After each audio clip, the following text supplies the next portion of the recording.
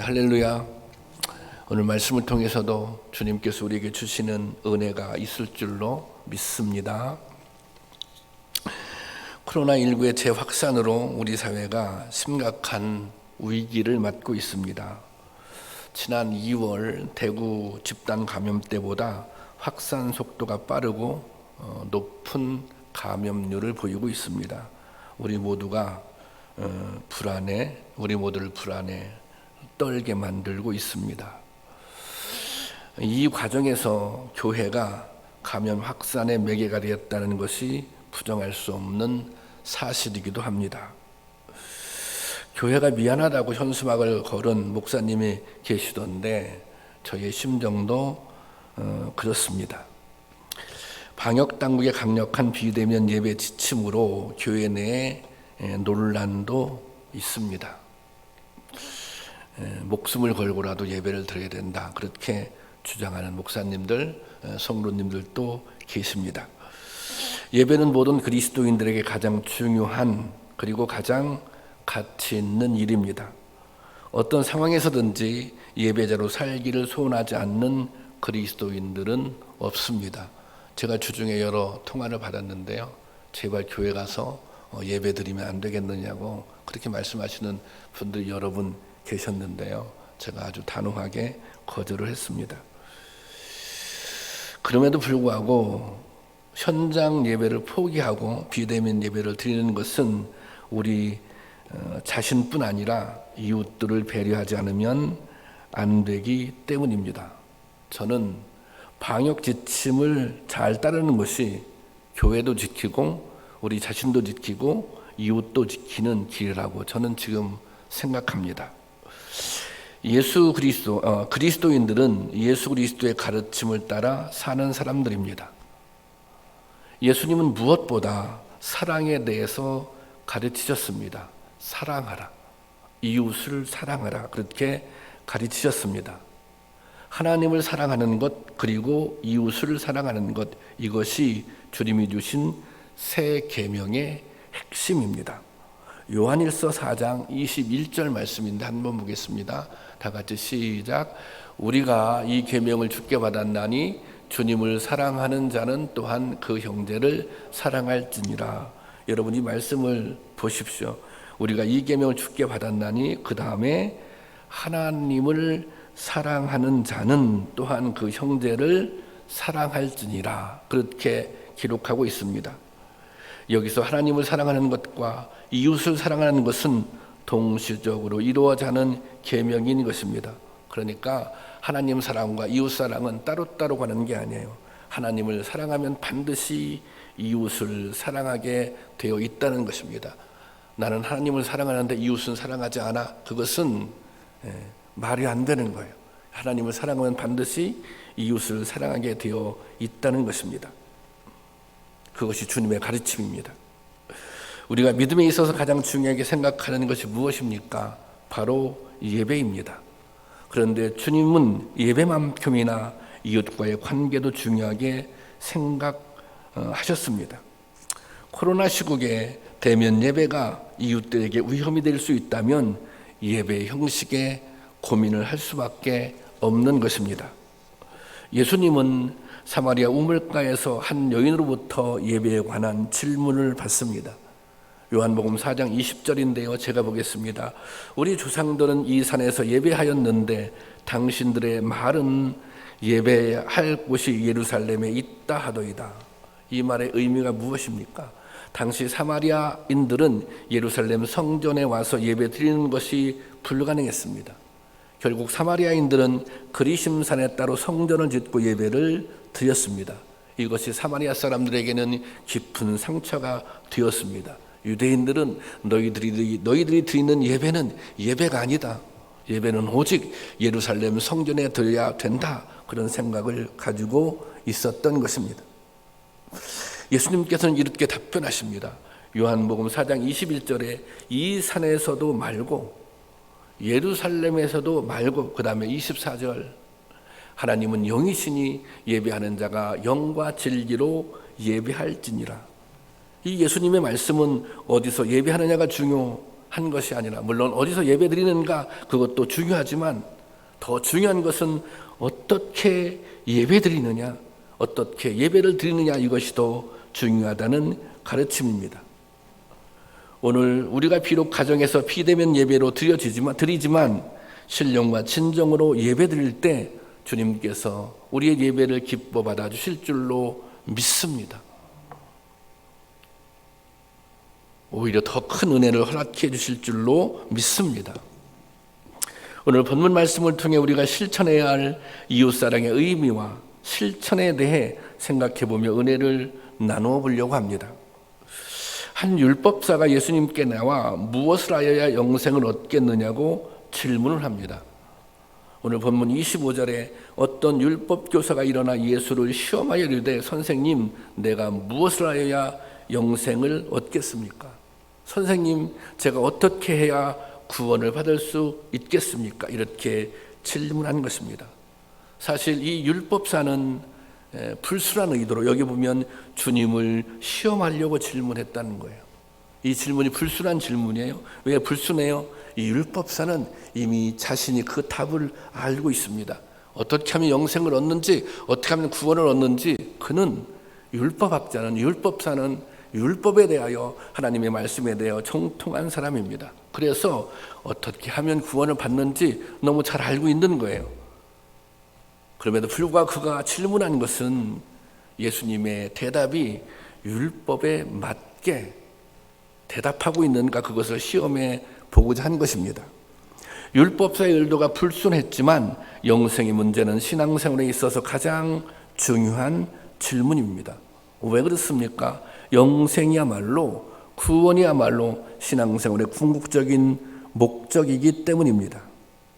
그런데 예수님은 율법사에게 율법에는 무엇이라고 기록되어 있느냐, 이렇게 반문하십니다. 예수님께서 대답을 직접 하시는 것이 아니라 반문해요. 그러면 네가 잘 알고 있는 율법에는 무엇이라고 기록되어 있느냐, 네가 잘 알고 있는 하나님의 말씀에는 어떻게 하면 영생을 얻을 수 있다고 기록되어 있느냐, 그렇게 질문하십니다.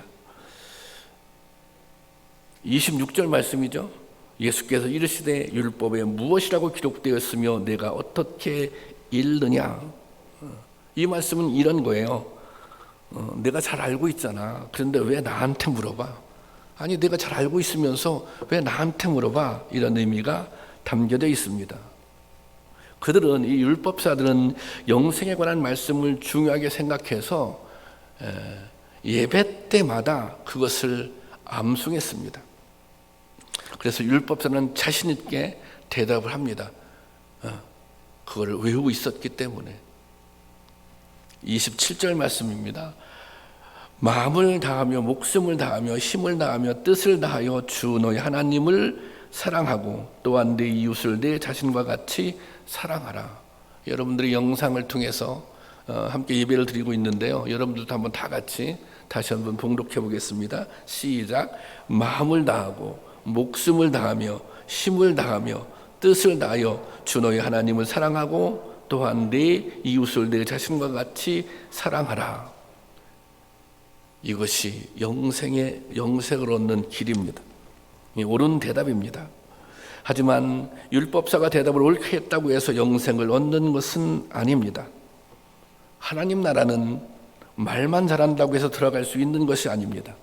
하나님 나라에 관해서, 영생에 관해서 지식이 있다고 해서, 알고 있다고 해서 들어갈 수 있는 것이 아닙니다. 어떻게 들어갑니까?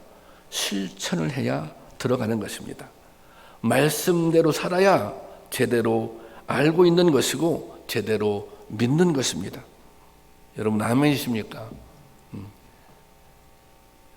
영생에 대해서 안다고, 영생에 대해서, 그 말씀에 대해서 외운다고 들어갈 수 있는 것이 아니라 그 말씀대로 살아야 믿는 것입니다. 그 말씀대로 실천해야 영생을 얻을 수 있는 것입니다. 여러분, 하나님을 사랑하고 이웃을 사랑해야 영생을 얻는다는 것입니다. 하나님을 사랑해야 영생을 얻습니다. 여기서 끝나잖아요. 이웃도 내 몸과 같이, 내 자신과 같이 사랑해야 영생을 얻는다는 것입니다. 똑같이 하나님을 사랑하는 것처럼 이웃도 사랑해야 한다는 것입니다. 여기 사랑한다고 하는 이 사랑한다고 하는 말이 헬라어로 아가파오입니다. 아가파오. 이것은 아주 헌신적이고 절대적인 사랑을 뜻합니다. 예수님께서 부활하신 다음에 베드로를 찾아가요. 베드로가 이렇게 이제 예수님이 돌아가신 다음에 예수님을 배반하고 다시 고향으로 돌아가서 업으로 돌아갔잖아요. 그때 예수님께서 베드로를 찾아가서 질문하시잖아요. 네가 나를 사랑하느냐? 예수님께서 이렇게 물어봤어요. 그때 예수님께서 물어본 내가 나를 사랑하느냐? 이때 이 사랑이 아가파오입니다. 내가 나를 사랑해? 이게 아가파. 근데 베드로가 대답을 해요. 주님, 제가 주님을 사랑합니다. 주님을 사랑하는 줄 아시지 않습니까? 그때 베드로가 제가 주님을 사랑합니다라고 할 때 그 사랑은 이 아가파오가 아닙니다. 필레오입니다. 이 필레오는 그냥 친구 간의 사랑입니다. 제가 주님을 사랑하는 건 맞지만 제 사랑에는 한계가 있습니다. 저는 친구 수준에서 주님을 사랑했을 뿐입니다. 그렇게 베드로가 고백했다고 하는 거예요. 이 아가파오의 사랑은 여기 오늘 본문에 있는 말씀대로 마음을 다하고 목숨을 다하며 힘을 다하며 뜻을 다하여 사랑하는 것, 그것이 아가파오입니다. 우리가 하나님을 그렇게 사랑해야 되는 거예요. 그런데 하나님만 그렇게 사랑해야 되는 것이 아니라 이웃사랑도 마음을 다하며 목숨을 다하여 힘을 다하며 뜻을 다하여 사랑해야 한다는 것입니다. 율법사는 율법을 잘 알고 있었습니다. 율법을 가르치는 것이 그의 일입니다. 하지만 그 안에 담긴 하나님의 뜻을 제대로 이해하지 못했습니다. 그리고 그 말씀대로 실천하지 못했던 것입니다. 본문에 등장하는 율법사, 제사장, 레인들은 예배를 삶의 최고의 가치로 삼았습니다. 그들은 그들의 삶에서 가장 중요한 건 예배하는 거예요. 하나님께 제사 드리는 거예요. 하지만 예수님은 그들을 책망하셨습니다. 예수님은 그들의 예배를 인정하지 않으셨습니다. 왜 그렇게 하셨습니까? 그들의 예배는 형식적이었고 그들의 예배는 자기의 의를 드러내는데 그 목적이 있었기 때문입니다. 예배는 드렸지만, 예배는 드렸지만, 열심히 모였지만 그들의 마음속에는 하나님을 경외하는 마음이 없었습니다.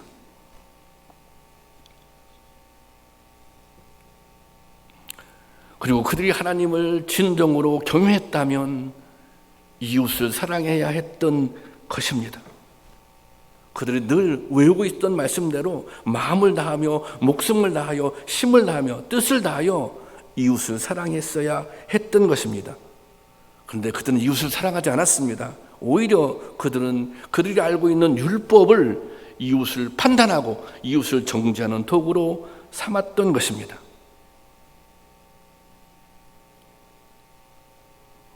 이웃을 판단하는 너희들, 이웃을 정죄하는 너희들이 예배를 드려? 나는 그 예배를 인정할 수 없어. 너희들이 나를 정말 사랑한다면, 너희들이 나를 정말 경외한다면 이웃을 내 몸과 같이 사랑해야 돼. 여러분, 하나님 사랑과 이웃 사랑은 하나입니다. 하나님을 사랑한다면 이웃을 사랑해야 하는 것입니다. 요한일서 4장 20절 말씀인데요. 제가 보겠습니다. 누구든지 하나님을 사랑하노라 하고 그 형제를 미워하면 이는 거짓말하는 자니 보는 바 그 형제를 사랑하지 아니하는 자는 보지 못하는 바 하나님을 사랑할 수 없느니라. 여러분 아멘이십니까? 하나님을 사랑하노라 하면서 형제를 미워하면 거짓말하는 사람입니다. 그것은 하나님을 사랑하는 사람이 아닙니다. 보이는 형제를 사랑하지 않으며 어떻게 보이지 않는 하나님을 사랑할 수 있다는 것입니까? 하나님의 사랑은, 하나님에 대한 사랑은 이웃 사랑을 통해 증명돼야 한다는 것입니다. 여러분, 하나님을 사랑하십니까? 그렇다면 이웃 사랑을 통해 증명해 보이시기 바랍니다. 바라기는 이런 결심이 우리 가운데 있기를 주님의 이름으로 축원합니다. 주님께서는 이웃을 내 몸과 같이 사랑하라고 말씀하시는데 우리가 우리의 자신의 몸이 얼마나 귀합니까? 우리는 자신이 싫어하는 것이 있고 또 좋아하는 것이 있습니다. 누군가 나에게 고통을 주거나 상처를 주면 싫어합니다. 누군가 나의 마음을 헤아려 주면 좋아합니다. 그러나 반대로 하면, 그러니 그 반대로 하면 되는 것입니다. 상처를 주거나 고통을 주는 행동을 하지 말아야 하는 것입니다. 상대방의 마음을 헤아리고 배려해야 하는 것입니다. 여러분 자신을, 우리 자신을 돌아볼 수 있기를 원합니다. 이 말씀에 비추어서 오늘 한국교회 모습을 돌아볼 수 있기를 원합니다. 오늘날 한국교회 성도들은 이웃을 얼마나 사랑하는지, 이웃에게 고통을 주고 있지는 않은 것인지, 여러분, 성도는 선한 이웃이 되어야 합니다. 교회는 선한 이웃이 되어야 합니다. 거기에 영생의 길이 있기 때문입니다. 율법사는 자랑스럽게 정답을 얘기해 놓고 다시 예수님께 묻습니다. 그렇다면 내 이웃은 누구입니까? 이렇게 질문합니다. 29절에 보면 이렇게 기록되어 있죠. 그 사람이 자기를 옳게 보이려고, 이 사람이 예수님께 질문한 것, 이 율법사가 질문한 것은 이웃에 대해서 관심이 있어서 질문한 게 아니에요.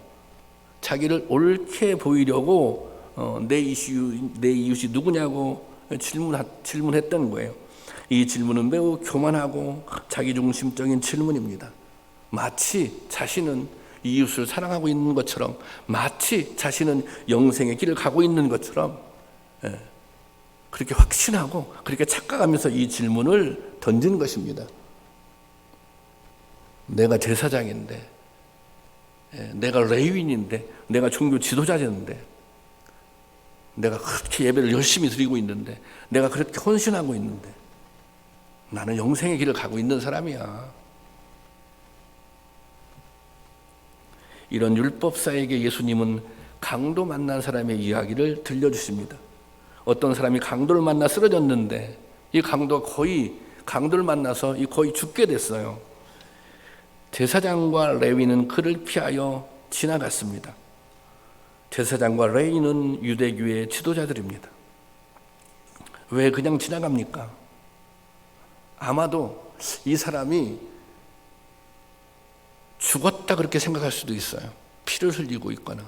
그러면 그 사람을 만지는 건 부정한 일이거든요. 그것은 정결규례에 이게 위반이 되는 거예요. 그러니까 이 사람들은 죽을 위기에 처한 사람보다 이 정결규례를 더 중요하게 생각했던 것 같습니다.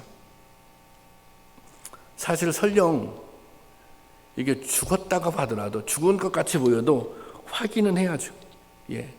그들이 당시에 종교 지도자였었는데 그들이 사랑의 계명을 알고 있었다면, 너무 잘 알고 있었다면이 아니라 그들은 사랑의 계명을, 지금 율법사가 얘기하고 있는 것처럼 사랑의 계명을 너무너무 잘 알고 있었어요. 그렇다면 확인해 봤어야 되는 거예요. 강도 만난 사람, 이 사람을 외면하면 안 되는 거예요. 이것은 용서받을 수 없는 행동이었던 것입니다. 그런데 사마리아 사람은 진심을 다해 쓰러진 사람을 돌보았습니다. 예수님께서 이 얘기를 쭉 들려준 다음에 예수님께서 율법사에게 다시 물으십니다. 36절 말씀. 네 생각에는 그렇다면 이 세 사람 중에 누가 강도 만난 자의 이웃이 되겠느냐, 이렇게 묻습니다. 내 생각에는 누가 강도 만난 사람의 이웃이 되겠느냐? 당연히 율법사는 사마리아 사람이라고 대답할 수밖에 없습니다. 이렇게 대답하면서 율법사는 당혹스러웠을 것입니다. 율법사 입장에서 보면 사마리아 사람은 영생과는 무관한 사람들입니다. 당시 유대인들은 사마리아 사람들은 구원받을 수 없는 사람이라고 생각했기 때문입니다. 그런데 여기서 선한 사람이 선한 이웃으로 등장하고 있습니다. 오히려 구원받을 사람, 영생을 얻을 사람은 이 사마리아 사람이라는 것입니다. 이웃사랑에 관한 제사장과 레위인은 사마리아 사람만 못하다는 것입니다. 아니, 그들은 지금 영생에서 비껴가고 있는 것입니다. 그들의 신분, 즉 제사장, 레위인, 이 신분이 영생을 보장해 주는 것은 아니라는 말씀입니다. 형식적인 예배가 영생을 보장해 주는 것은 아니라는 말씀입니다. 이 영생의 길이 하나님을 경외하는 만큼 이웃을 사랑할 때 영생의 길이 주어진다는 것입니다. 여러분, 예수님의 이 비유를 통해 볼 때 진짜 구원받은 사람은 누구입니까? 강도 만난 사람이 아니라 사마리아 사람입니다. 사랑을 베풀 수 있는 기회가 주어졌기 때문입니다. 예수님께서 누가 강도 만난 자의 이웃이 되겠느냐라고 질문하신 의도는 이거예요. 내가 이웃이 되어 주어라. 내가 강도 만난 자의 이웃이 되어 주어라, 이 말씀입니다. 율법사는 내 이웃이 누구인가를 묻고 있지만 예수님은 강도 만난 자의 이웃이 되어야 한다, 이렇게 말씀하고 있는 것입니다. 율법사는 이웃을 자기 중심적으로 판단했습니다. 신분이나 계층에 따라 이웃이 결정되었습니다. 자신과 비슷한 처지와 형편에 있는 사람을 이웃이라고 생각했습니다. 그런데 예수님은 강도 만난 사람이 이웃이라는 것입니다. 예수님께서 말씀하시는 이웃은 강도 만난 사람이라는 거예요. 여러분, 그렇다면 강도 만난 사람은 누구입니까? 지금 당장 도움을 필요로 하는 사람들입니다. 자신의 힘으로 이겨내기 어려운 형편에 처해 있는 사람들입니다. 그런 사람을 이웃이라는 것입니다. 예수님은 강도 만난 자의 이웃이 되어 주셨습니다. 예수님께서 당시 죄인 취급을 받고 소외되었던 장녀나 세리들과 함께 밥을 먹으며 그들의 상처를 감싸 주었습니다. 질병에 신음하던 많은 사람들을 긍휼히 여기시고 고쳐주셨습니다. 아들을 잃고 애통하는 과부 어미의 모습을 외면하지 않으셨습니다. 오늘 우리도 이 예수님의 사랑으로 구원을 받게 된 것입니다. 여러분, 오늘 우리에게 강도 만난 이웃은 누구입니까? 오늘 이 대한민국에 강도 만난 이웃은 누구라고 생각하십니까? 저는 그것은 바이러스 위험에 직면한 수많은 이웃들입니다. 바이러스 때문에 두려움에 떨고 있는 이 땅의 백성들입니다. 주님은 오늘 누가 그들의 이웃이 되겠느냐고 한국 교회와 우리들을 향해 엄중하게 묻고 계십니다. 너희는 선한 이웃이 되겠느냐? 예수님께서는 선한 사마리아 사람의 이야기를 들려주시면서 이렇게 말씀하시잖아요. 가서 너도 이와 같이 하라. 가서 너도 이와 같이 하라. 오늘 우리는 이 말씀을 깊이 새겨야 합니다.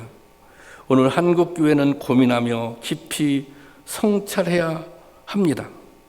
강도 만난 사람의 이웃이 되어주고 있는지, 이 코로나 시국에 교회가 선한 이웃이 되어주고 있는지,